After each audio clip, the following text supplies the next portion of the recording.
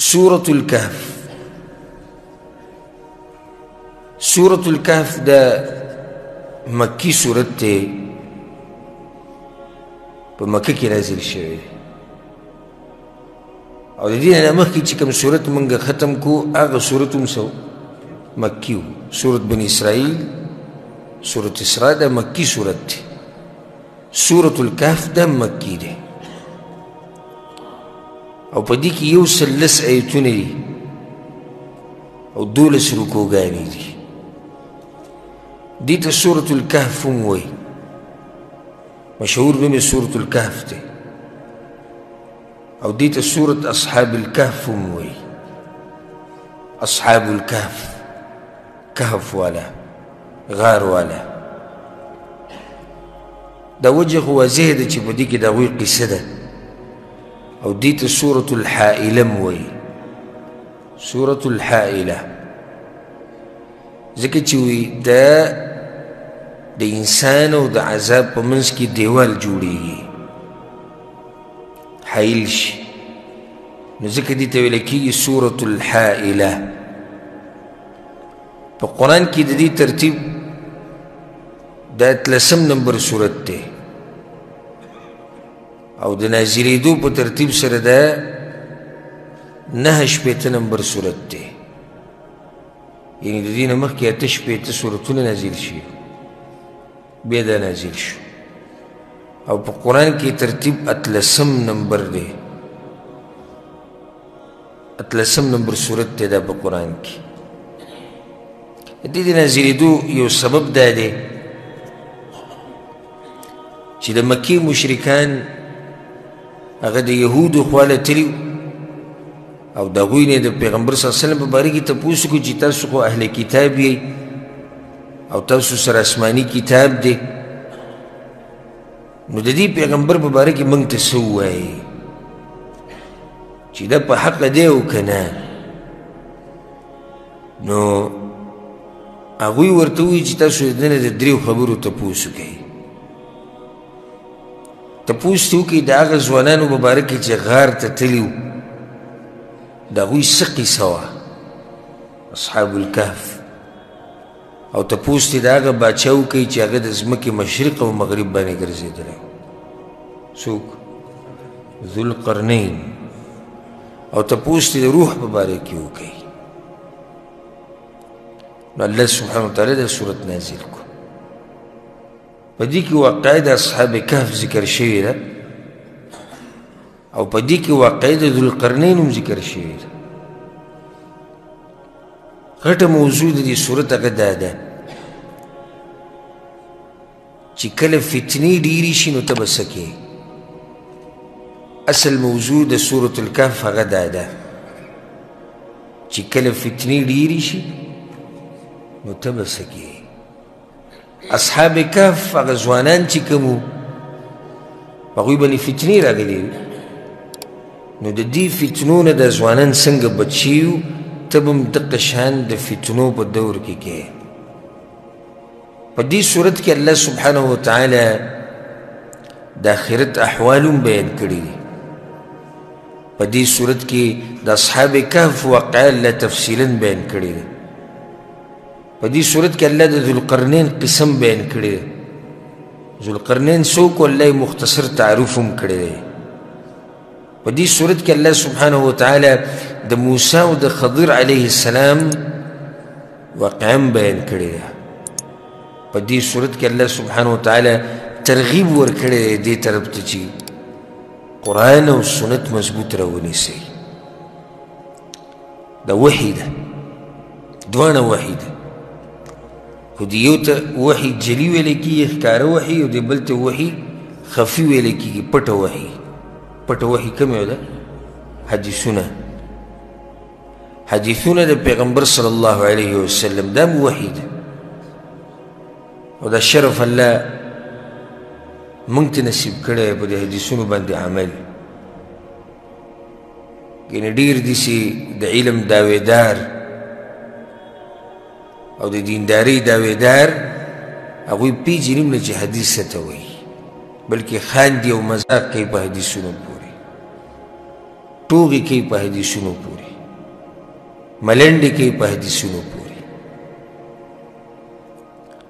نن مې یو ملګري راته د یو ملا بیان راولېږو، مفتي دی. ما خو تاسو ته بل ورځ وویل چې پاکستان کې مفتیان څه دي؟ په مفتو کې دي. مفتیان دي که نه؟ نو په څه کې دي؟ په مفتو کې میلاوېږي. سم ډېر شی دي. یو پکې دی چې د کراچۍ کې دی، ضرولي خان نومې دی که څه نومې دی، سپین ږیری دی. د سپین ږیرو دا حال دی چې د کشرانو بس وي. الله اعلم. هغه طالبانو ته دین ښیي او په دین کې څه وایي. دا خبره مې دې پورې راواخیسته چې دې صورت کې ترغیب الله ورکړی دی چې د قرآن تابعداري به کوئ او د پیغمبر صلی الله علیه وسلم به کوئ. خو چې سړی د پیغمبر په حدیثونو پورې بیا خاندي، د هغه په طریقو پورې خاندي او نوم پې د مفتي او د ملا پروت وي، د دې نه بل غټ مصیبت تاسو ته معلوم دی؟ ناس په منبر باندې دی، دغه کم کس چې ما تاسو ته یاد کړو، ناس په منبر باندې دی. د پیغمبر صلی الله علیه وسلم د وارثانو د منبر نه ټوغې جوړې کړي دي. نو ناس ته وایي چې دا بعض زموږ د واړه واړه خلک چې کله سعودي عرب ته لاړ شي، نو دی په دې ټولو مسافرو پورې اول مذاق کړی. واړه واړه خلک، د وړو وړو نه مطلب د سپک ډچ خلک. نو زموږ دا واړه واړه خلک چې کله سعودي عرب ته لاړ شي، نو بیا دوی دا پیښې شروع کړي. وی لاسونه به داسې ږدي او دا چلونه به کوي. دا وایي د الله غضب دی په اصل کې. زه ورب الکعبه د الله په کور کې ناست یم، د یوې خبرې ذمهوار یم، زه حقه شانه اوسم چې هغه کوي. دا وایي د الله غضب او قهر دی په دې خلکو. نو بیا به بل چل کوي، د غوایي د بچي په شان به وایي چې کله امام وایي ولضالین دی، به وایي آمین. وی ته به چې لکه غوایي لګیا دی. دا مفتي دی په کراچۍ کې، ډېر لوی مفتي دی، مفتي ضرولي خان. سپین ږیری عالم دی، عالم خو د هغوی عالم دی. د داسې علماونو دی الله موږ لرې ساتي، او د داسې علم دی الله موږ لرې ساتي چې په کوم علم کې سړی قرآن او حدیث ونه پېژني. که یو مسله ته نه مني جمعې منه خو خاندي پورې سره، دا چې نه مني دا هم ستا بېدیني ده. خو چې نه یې مني او بیا پورې خاندي، نو په خټه کې د اوبه ښه ډېرې کړي او بیا وایي دا نه وي دا له مذهبه او دا بې ادبه. موږ که د اوسه پورې د چا په مسله رد کړی دی، نو دومره مو ویلي دي چې دلیل ورسره کمزوری دی. بس د دې نه زیات چاته څه ویلي دي موږ؟ د چا پورې مو خندا ټوغه او مذاق کړی، د دې نه ته بله ووایم. او په منځه کې به د لاسونه بره کېږي د ښځو په شان وي، د سړو نه ښځې جوړې شوي دي. او دا ټولې طریقې د پیغمبر صلی الله علیه وسلم نه ثابتې دي. مشکات په درس کې، د بلوغ المرام په درس کې ما په هر مسله دلایل بیان کړي. د دې په اصل کې د پیغمبر په حدیثونو پورې خاندي. او بیا به وایي ارت ودرېږي، نو بیان په اردو کې اصل کې د پښتن دی، نو دا ټکی به کې په پښتو کې وي، ته به وایي چې چا پکې سوباړی منډلی. دا علم ښایي. او یا وایي داسې ولاړې لکه سړی چې ډېر زخمي شي. دا ډېرې خرابې خبرې دي. ګورئ سړی زخمي شي، څه شي کې زخمي شي؟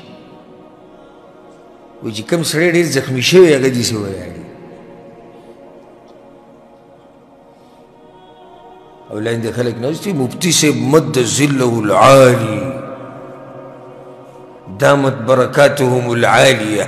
الله دې وي د مفتي صاحب برکات به موږ ساتي. دی برکات دي، دی برکات دي چې په طریقه د پیغمبر صلی الله علیه وسلم پورې خاندي. اصل وجه څه ده؟ نن سبا الحمدلله د عوام پوه شوي دي او قرآن او حدیث ته حق اواز او دعوت هر ځای ته رسېدلی، نو دوی له یې اوس د بندولو چل نه ورځي. نو دا طریقه یې شروع کړې ده. دې صورت کې الله سبحانه وتعالی دې خبرې ته اشاره کړې ده چې تابعداري به د قرآن او د حدیث کوئ. ډېر ناشنا صورت دی. حدیث کې راځي په صحیح مسلم کې او په سنن ابي داود کې او ترمذي کې دا حدیث دی. الله دې زموږ د تعلق د مرګ پورې د حدیثونو سره ساتي او دا زموږ په برخه کې دی. الحمدلله. پیغمبر صلی الله علیه وسلم وی من حفظ 10 آیات من اول سورة الكهف، چا چې د سورة کهف اولنی 10 آیتونه یاد کړو، عصم من الدجال، الله به د دجال د فتنې نه ساتي. دا دومره برکتي صورت دی. بل حدیث کې راځي، امام حاکم رحمه الله راوړی، صحیح حدیث دی. پیغمبر صلی الله علیه وسلم وی من قرأ سورة الكهف في يوم الجمعة، چا چې د جمعې په ورځ د سورة کهف تلاوت وکړو، اضاء له من النور ما بينه وبين الجمعتين، د دې جمعې نه والا د بلې جمعې پورې الله بدل یو خاص رڼا ورکوي. د دې نه زموږ خلک نه دي خبر. ولې نه دي خبر؟ چې دغه شان مفتیان زموږ مولیان دي چې هغه په حدیثونو پورې ټوغه کښېني، تا ته به حدیث څه بیان کړي. جمعې منزل وختي نه راځي او که راغی وختي نو سورت یاسین تلاوت یې شروع کړی. حالانکه د سورت یاسین څه فضیلت نه دی راغلی چې جمعې په ورځ ووایه یا د جمعې په شپې ووایه، او د سورې کهف خاص فضیلت راغلی دی چې چا د جمعې په ورځ یا د جمعې په شپه ووایي، الله به دله د دوو جمعو په منځ کې یو خاص رڼا ورکوي.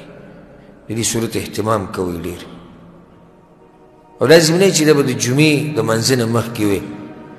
جمعې د منځه نه بعد هم ویلی شي، ماسپښین کې مازدیګر کې هم ویلی شي، خو چې د نور د ډوبېدو نه مخکې ووایي. ډېر خوندور صورت دی، ډېر مزیدار صورت دی. او ټولو ته نصیحت کوم چې د دې صورت ترجمه او تفسیر ډېر په غور سره واورئ او ځان پرې پوه کړئ، نو بیا چې کله د جمعې په ورځ وایئ نو خوند بدله درکوي.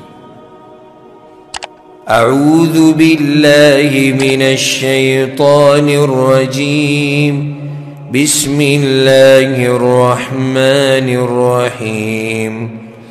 الحمد لله، طول صفتنا د کمال خاص الله لردي. ګوره تیر شوی سورت بني اسرائیل هم په دې باندې ختم شو، وقل الحمد لله. او د دې صورت ابتدام د دې نه وشو. که دلیل دی چې د الله دا ډېره خوښه ده چې د هغه حمدونه څوک ووایي. الحمد لله، طول صفتنا د کمال خاص الله لردي. الذي أنزل على عبده الكتاب، هغه ذات چې نازل کړی دی په خپل بنده باندې کتاب. بیا خبره شوه کومه؟ انزل، نازل کړی دی، الله بر د کتاب نازل کړی. علی عبده، ګوره پیغمبر ته بنده ووایي، رد دی په هغو باندې چې پیغمبر یې راوچت کړی دی او د الله مقام ته او د الله درجې ته یې رسولی. ولم یجعل له عوجا، او نه دې ګرځولې په دې کتاب کې کوږوالی. په دې کتاب کې کوږوالی نشته. په دې قرآن کې ټولې نیغې خبرې دي، ټولې نیغې خبرې. په دې کې داسې څه خبره نشته چې هغه پالتوي یا نقصاني یا پکې تضادي یا ټکراوي.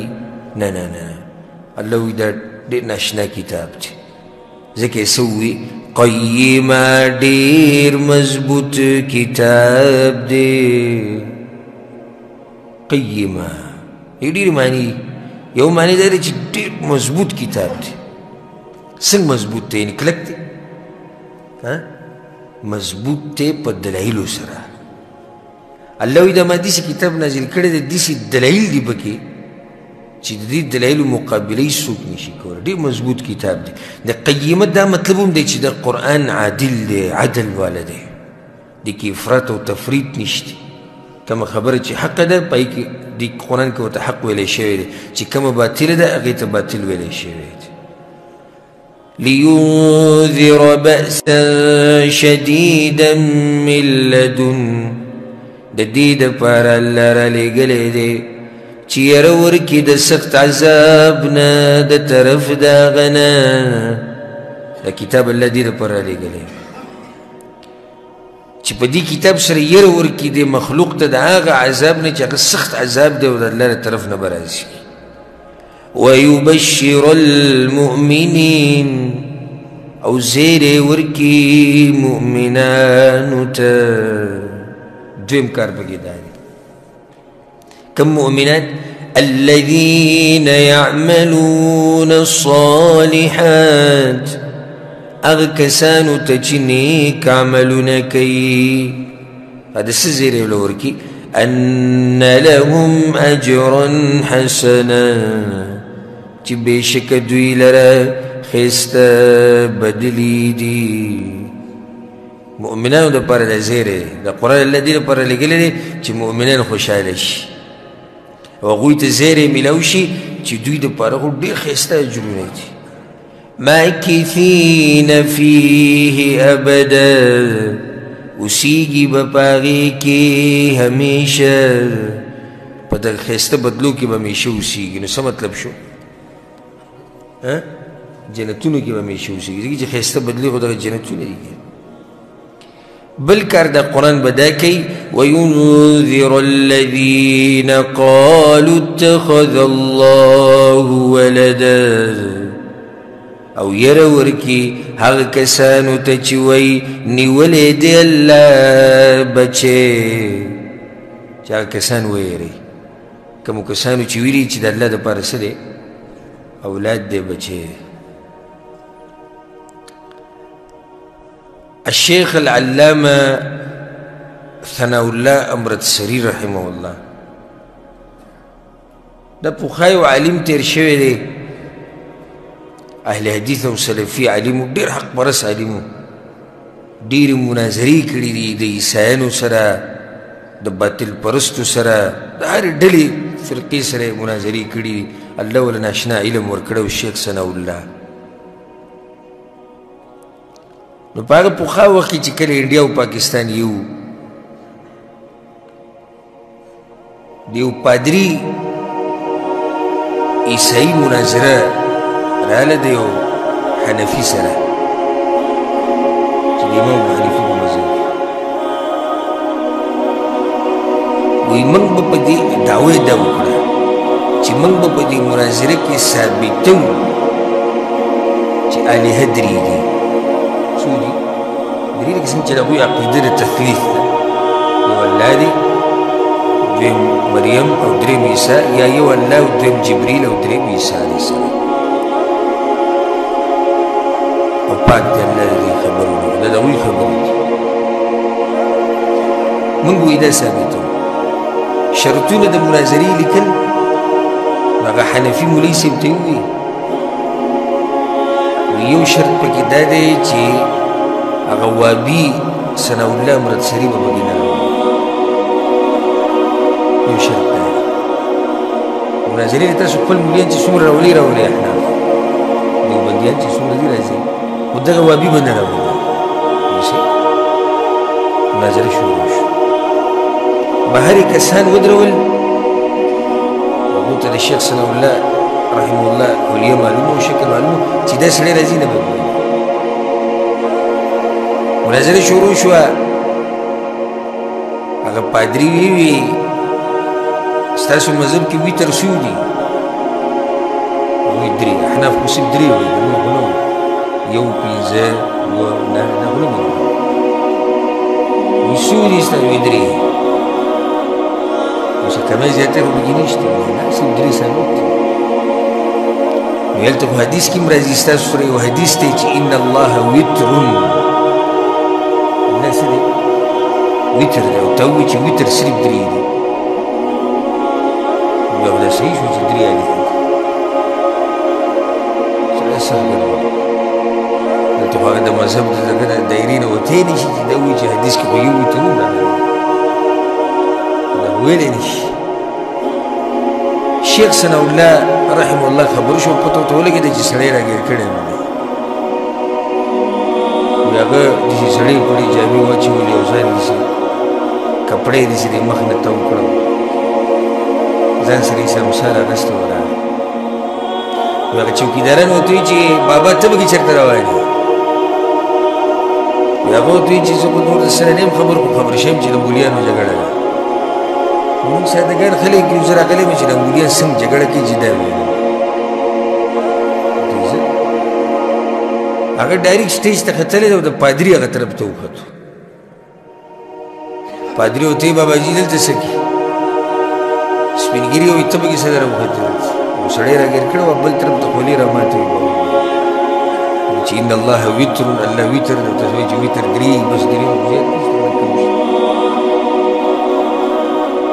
هغه ورته بس راغلی یم ستاسو دا خبرې اورم نو هغه ورته وایي باباجي یې څوک څوک یې هغه ورته وایي زه د عیسی علیه السلام نیکه یم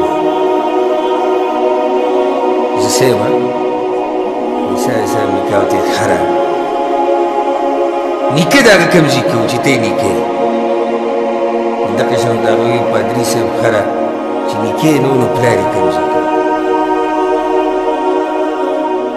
هغه ورته ته څوک یې هغه ورته زما نوم ثناءالله دی مجلس حیران شو ما ولوي دا شاید بدلنه دی چې راشي دې پسې ورغلی وایي چې نیکه یې نه و نو پلار یې د کوم ځای نه راغی چې پلار یې نو بیا خو دغه مې که نه ده نیکه مې که نه نو چې نیکه نشته نو پلار د کوم ځای نه راغی چې تاسو وایئ چې عیسی علیه السلام الیه درې دی او عیسی علیه السلام پکې دی او هغه د الله زوی دی تاسو څنګه ثابتوئ د الله زوی مناظره مسلمانانو ولیدلې خبره مې دې پورې راواغسته چې الله وایي دا قرآن ما دې دپاره رالېږلی دی چې ویرې کوم خلک ویرې هغه خلک چې هغوی دا وایي چې د الله دپاره ولد دی الله وایي ما لهم به من علم نشتی دوی لرا په دې خبره څه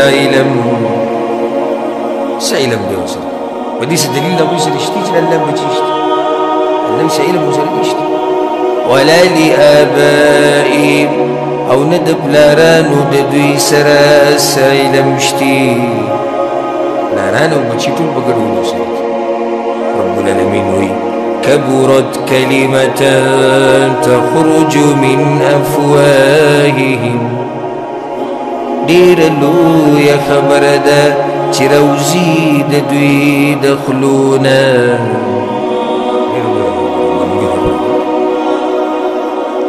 سړی وایي چې د الله لوڼه د مشرکانو چې وایي د عیسایانو په شان یا د یهودو په شان الله ډېر لویه خبره إن يقولون إلا كذبا نوي دوی مگر ټول دروغ وایي الله هیڅ حقیقت نشته دی په نورو ځایونو کې د قرآن او تفسیر په درسونو کې موږ د دې خبرې ښه وضاحت کړی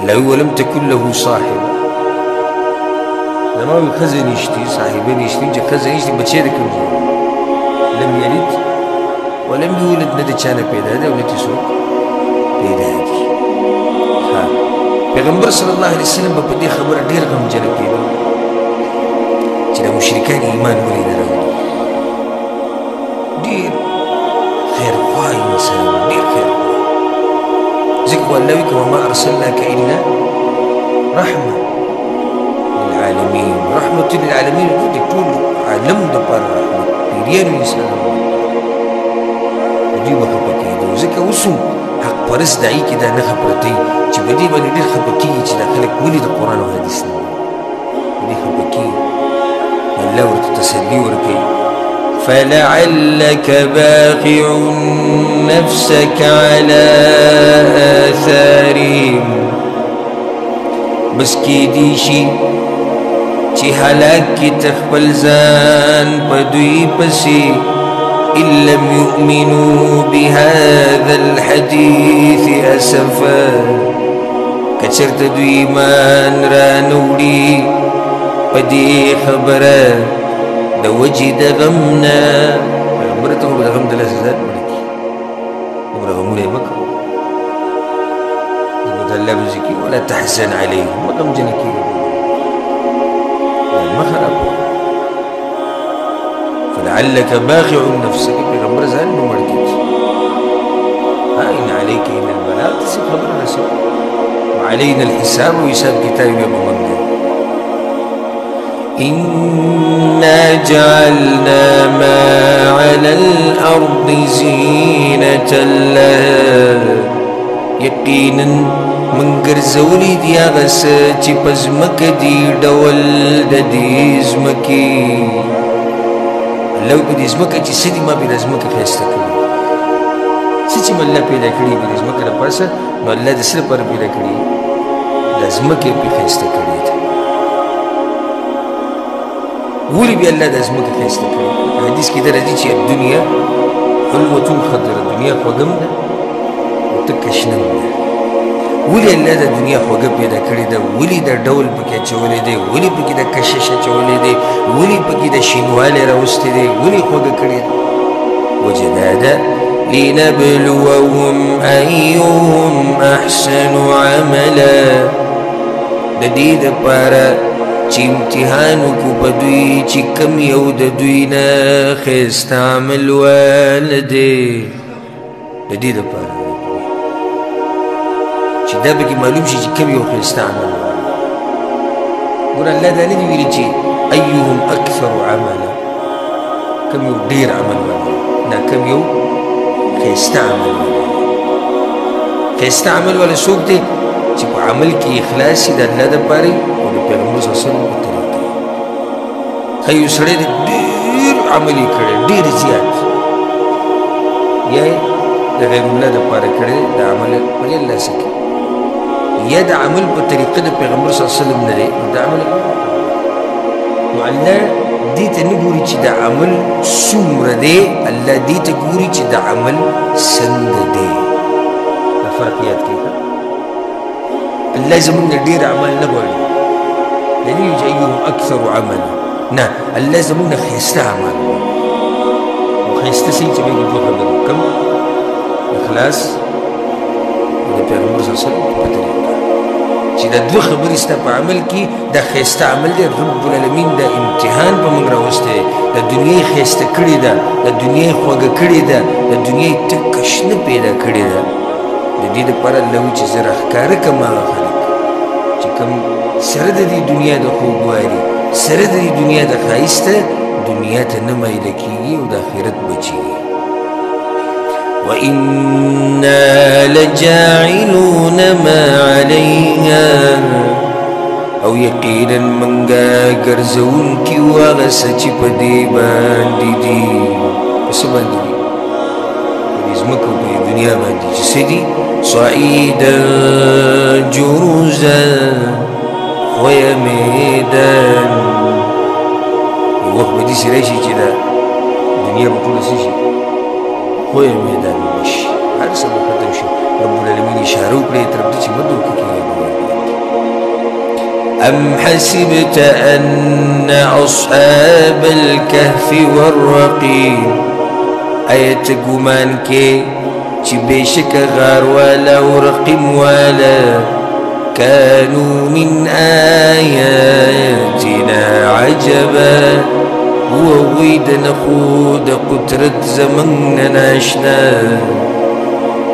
اے پیغمبر تکه سو پدی سوچ کی چې الله د قدرت په نخو کې د ډیر ناشنا غار والا و رقم والا وسلا د غار والا کې سره اصحاب الكهف كهف عربي کې څه کوي غار اے پیغمبر ستاسو مطلب دی چې د ټولو نه عجیبه د قدرت نه زما غار والدي نه نه مطلب دی چې د دینم د الله د قدرت عجیبه نه غشتي سید 309 کاله د پراته ها د الله نشنا قدرت والله د دین عجیبه کارونه ما کړی په دې تعجب مکوئ په دین غټ کارونه نه وځي د دین دیر ناشنا کارونه ما کړی دي د الله د قدرت واجبه نه کړي اصحاب الكهف وغار ولي ولا رقيم ولا سوق یو خبر دا ذکر کړی د مفسرینو چې د رقيم نه مراد هغه تختی دی چې په هغې باندې د اصحاب کهف ولو نومونه لیکلی شي ذکر دوی ته ویل کېږي اصحاب الکهف والرقیم. رقیم مطلب هغه تختۍ والا چې نومونه یې لیکلی شي. بعضو مفسرینو ذکر کړې ده وایي رقیم دغه علاقې او دغه کلي نوم دی، نو ځکه الله یې نسبت هغه کلي ته وکړو، غار والا او رقیم کلي والا. که سوال زړه کې راشي چې ولې الله دا قصه راوړي، نو یوه وجه یې دا ده چې ای مشرکانو تاسو د الله سره شریکان جوړوئ، خو راشئ د غار والا نه طریقې زده کړئ، هغوی خو د الله د شرک نه تښتېدلي. دویمه فایده پکې دا ده چې د مکې مشرکانو کې بعض د آخرت نه منکر وکړه چې الله به دویم پر انسانان نشي راپاڅولی. الله وایي راشئ یو ناشنا واقعه راته واوروم، انسانان مې 309 کاله اوده کړي بیا مې راپاڅولي. نو کوم الله چې انسانان 309 کاله اوده کړي او بیا یې راپاڅوي، هغه الله ولې په دې نه دی قادر چې دا مړه انسانان بیا راپاڅوي؟ د دې لپاره الله دا واقعه اذ اوى الفتية الى الكهف، کله چې پناهي واغسته ځوانانو غار ته. لاړو چېرته؟ غار ته. تفصیل د قصې بیانو په یو څو آیته بعد الله یې بیا تفصیل په خپله بیانوي. فقالوا ربنا آتنا من لدنك رحمة، او یغوی اے رب زمنګ راکه موږ ته د خپل طرف نه رحمت. یو څو ځوانان او د هغوی سره یو سپی و. دا ملک کوم باچا چې بت پرست و، خلک یې بت پرستي باندې مجبوره کړي، دوی خبره نه منله، سزا یې ورله ورکوله، نو دوی وتښتېد د خپل دین د حفاظت دپاره. ما تاسو ته وایي که نه چې دې صورت کې دا طریقه ښویې شوې ده چې د فتنو نه به ځان څنګه بچ کړي. نو د فتنو نه ځان بچ کړو، لاړو غار ته. رقیم په نوم باندې یو وادۍ کې دا غار واقع و. نو کله چې دوی دې غار ته ورننوتو، نو دی دعا وکړه یا الله د خپل طرف نه رحمت راکړي. وهيئ لنا من أمرنا رشدا، او یا الله آسان که موږ ته زموږ د کار نه کامیابي، یا الله موږ د خپل کار کې کامیاب کړو. فضربنا على آذانهم، نو وټپول موږ هغوی په غوږونو د هغوی في الكهف سنين عددا، فغار کی یو څو کاله د شمار. غوږونو ټپول څه مطلب دی؟ اوده مو الله وایي ما اوده کړو یو څو کاله. ثم بعثناهم، بیا راپاڅول موږ دغه ځوانان، لنعلم چې ښکاره کړو أي الحزبين أحصى لما لبثوا أمدا، چې ښکاره کړو کم یو د دواړو ډلو نه ښه حساب واله دی د هغې مودې چې دوی ایثار شوي وو. هغوی په منځ کې اختلاف پیدا شو، چا وایي موږ ورځ تېره کړه او چا څه وایي نیمه ورځ. الله وایي چې موږ ښکاره کړو چې کم یو پکې ډېر د حساب ته نږدې دي. نحن نقص عليك نبأهم بالحق، من بیان کو پتا باندې خبر دا غوی په حق سره.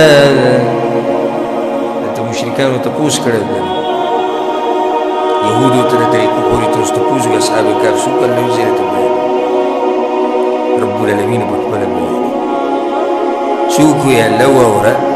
إنهم فتية آمنوا بربهم، يقينا دا يوسو زوانانو چې ایمان راوړی و په خپل رباني.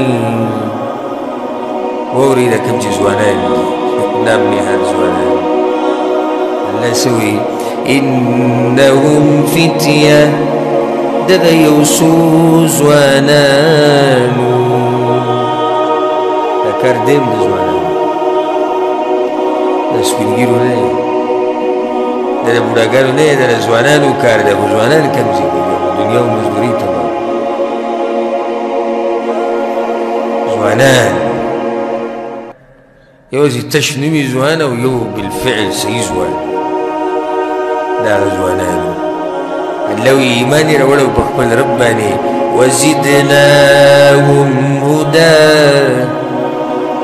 او زیات کړی و موږ د هغوی دپاره هدایت الله وي ما ولم هدایت ډېر کړی هلته هغه ځوانانو کې هم جذبه وکړو الله ورته په ایمان او هدایت ډېر دا هم د دې دلیل دی چې د ایمان په یو ځای ولاړ نه دی کمیږي او زیاتېږي هدایت کمیږي زیاتېږي یو شان نه دی الله وي زدناهم ډېر کړی و ما د هغوی هدایت مطلب دی چې هدایت درجې دي چا سره لږ دی چا سره ډېر دی چا سره ایمان ډېر دی چا سره اوس د هغوی ایمان ته وګورو زموږ ایمان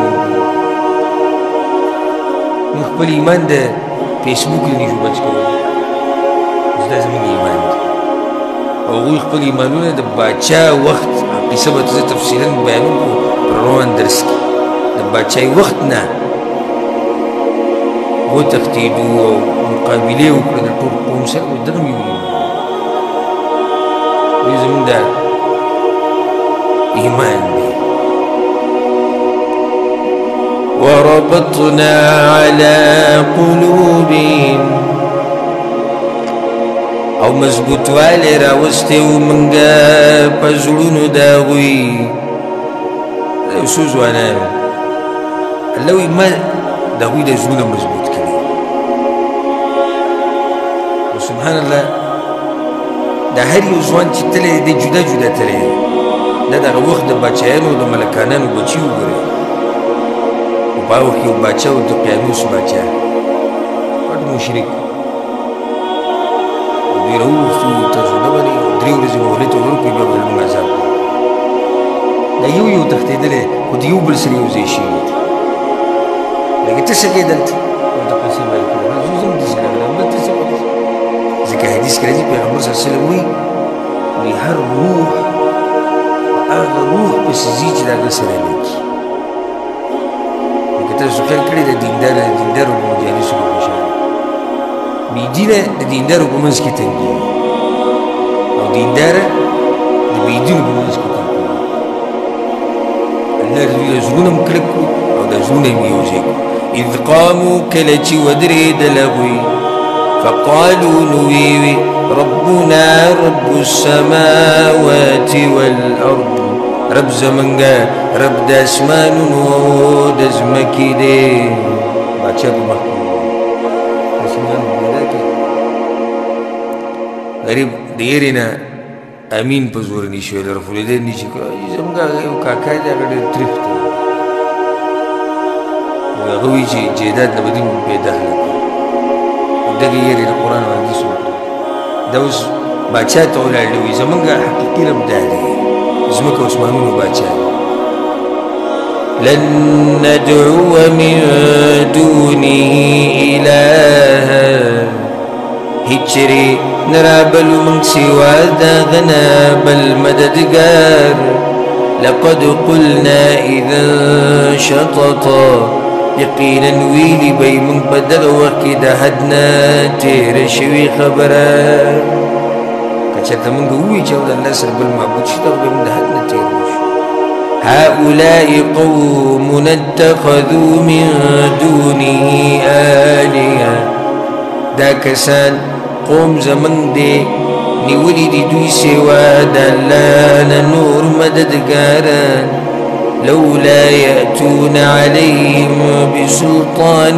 بین ولی نرولی دوی پاغی باندی اخکار دلیل ازید زوان زمان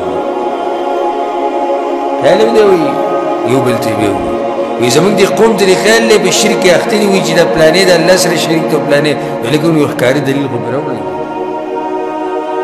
او دلیل دې سره ویشتي دی زمونږ د دین ټول ګوره دلیل دی دا بس مونږ ته غوسه شي زه مړوي دلیل